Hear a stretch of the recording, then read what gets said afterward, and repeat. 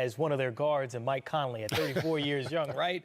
Then they trade away All-Star center Rudy Gobert. They also move Royce O'Neal. So is Donovan Mitchell next, or are they rebuilding around Donovan Mitchell? I think it's likely the latter, Chris. They're likely to keep Donovan Mitchell.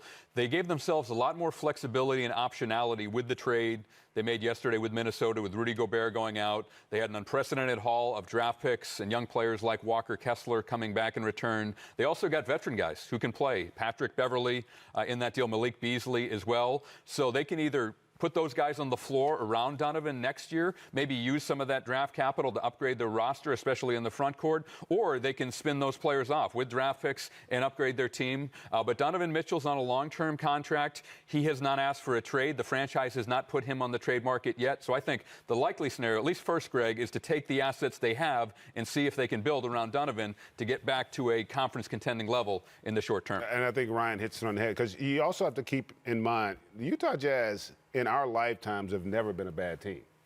And they're also in a market that's not going to be able to participate in an A-list free agent scenario, right? They're not going to get one of those kind of guys to come to Salt Lake City. So they're going to always be in a scenario where they're looking to acquire assets that they can then move.